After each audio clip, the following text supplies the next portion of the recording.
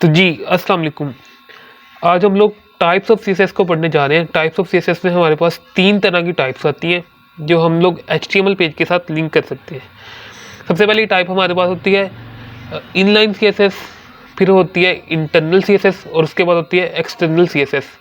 तो हम इन तीनों को एचटीएमएल के साथ यूज़ करके इस वीडियो में देखेंगे। तो चलिए शुरू करते हैं। तो जी, अभी मेरे पास वी एस कोड ओपन है और वी एस कोड के अंदर मैंने यहाँ पे H1 में types of C S S लिखा हुआ है और पैराग्राफ में ये कुछ पैराग्राफ लिया हुआ है। और अगर मैं इसकी आउटपुट दिखाऊं तो इसकी आउटपुट कुछ यूँ आ रही है, ठीक है। तो अभी हम सबसे पहला मेथड अप्लाई करने लगे हैं, जो है इंटरनल सी एस एस।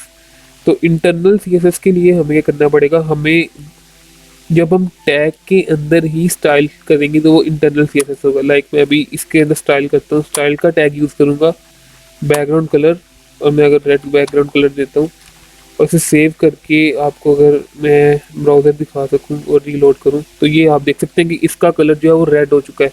तो जब हम किसी टैग के अंदर का स्टाइल करेंगे तो वो internal inline C S S होगा। और इनलाइन सी एस एस में मैं यहाँ पे अगर इसका कलर करना चाहूँ, कलर वाइट, टेक्स्ट का कलर चेंज करना चाहूँ तो ये टेक्स्ट का कलर भी चेंज हो जाएगा। ऐसी सी एस एस जो हम लोग किसी टैग के अंदर करेंगे, ये इनलाइन सी एस एस है। बहुत ही सिंपल है, आपने कंफ्यूज नहीं होना। तो सी एस एस जो इनलाइन सी एस एस है वो हम बहुत कम यूज़ करते हैं, ज़्यादा यूज़ नहीं करते।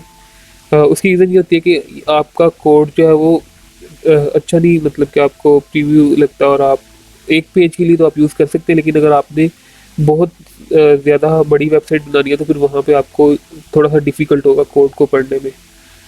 तो वैसे भी अच्छा मेथड नहीं होता। तो अभी मैं इसे रिमूव कर रहा हूँ और दोबारा अपनी डिफ़ॉल्ट स्टाइल पे आ रहा हूँ। मैं इसे रिमूव करके दोबारा ब्राउज़र पे जाता हूँ और इसे रीलोड करता हूँ तो यहाँ पर type of C S S वैसे ही हमें नज़र आ रहा है। देन मैं अब इंटरनल सी एस एस पे आता हूँ। तो इंटरनल सी एस एस के लिए हमें हेड टैग में, मैंने जब HTML पढ़ाई थी तो मैंने बताया था कि हेड टैग में हम लोग स्टाइल टैग यूज़ करते हैं। तो स्टाइल टैग के अंदर हम लोगों को सी एस एस को यूज़ करना पड़ेगा। तो अभी मैं यहाँ पे स्टाइल टैग ले रहा हूँ। स्टाइल टैग में मैं यहाँ पे यूज़ करता हूँ यही H1 की स्टाइलिंग जो मैंने यहाँ पे की थी। अभी सिंपल H1 को सिलेक्ट किया और H1 को सिलेक्ट करके मैं यहाँ पे उसका बैकग्राउंड कलर चेंज करता हूँ रेड, और इसे मैं सेव करके ब्राउज़र पे जाऊँगा तो आप देख सकते हैं कि इसका कलर रेड हो चुका है। इसी तरह मैं पैराग्राफ पे भी कुछ डिज़ाइनिंग करता हूँ। बैकग्राउंड कलर पैराग्राफ पे भी चेंज कर लेते हैं, वॉयलेट कर लेते हैं, और जैसे ही मैं इसे रीलोड करूँगा तो हमें यहाँ पे ये बैकग्राउंड, तो इस तरह की स्टाइलिंग जो होगी, जो हम लोग उसी पेज के अंदर करें लेकिन एक स्टाइल टैग में करें, सारी की सारी स्टाइलिंग, इस तरह की स्टाइलिंग को कहेंगे इंटरनल सी एस एस, ठीक है। अब हम लोग चलते हैं एक्सटर्नल सी एस एस के लिए आपको सबसे पहले एक फ़ाइल बनानी पड़ेगी। इस तरह से ये फाइल बनी हुई है और आपने इसे न्यू फाइल करके style dot C S S से बना सकते हैं, लाइक इस तरह से करके style dot C S S, ठीक है। ये आपने इसे सेव कर ली। अब ये मेरे पास एक फाइल पहले ही बनी हुई है। तो अब यहाँ पे मैं अगर करता हूँ, ये मैं कोडिंग ख़त्म करता हूँ, सेव करके अगर ब्राउज़र पे जाऊँ तो ये मिट गई है। अब मैं दोबारा यहाँ पे अगर स्टाइल करता हूँ H1 बैकग्राउंड कलर रेड, मैंने इसे बैकग्राउंड कलर रेड दे दिया और अब अगर मैं वहाँ ब्राउज तो अभी ये अप्लाई नहीं होगी। इस वजह से नहीं अप्लाई होगी क्योंकि अभी हमने जो स्टाइल शीट है वो लिंक ही नहीं की। तो इसको लिंक करने के लिए सिंपल हम लोगों ने यहाँ पे लिंक का टैग यूज़ करना है। ये भी मैंने HTML के स्टार्ट के लेक्चर में पढ़ाया था। तो लिंक का टैग यूज़ करेंगे, उसके बाद हम लोग यहाँ पे href से मुराद हाइपर रेफरेंस, हमारी फ़ाइल कहाँ पे पड़ी हुई है। अगर हमारी फ़ाइल उसी फोल्डर में पड़ी हुई है तो हमें style dot C S S कर लेना है, और अगर उस फोल्डर में नहीं पड़ी हुई, बाहर पड़ी हुई है, तो आपने 2 डॉट का सहारा लेना है और आप बाहर आ जाएंगे। फिर उसके बाद जहाँ पे भी आपकी पड़ी हो फाइल आप गेट कर सकते हैं। तो अभी मेरी फाइल इसी फोल्डर में है तो मैं यहीं से style dot C S S कर रहा हूँ। उसके बाद मेरे पास आता है रिलेशन है स्टाइल शीट का। उसके बाद आता है टाइप हमारे पास होगा टेक्स्ट या सी एस एस। सेव कर रहा हूँ और जैसे ही इसे मैं रीलोड करूँगा तो आपको यहाँ पर स्टाइलिंग नज़र आ जाएगी।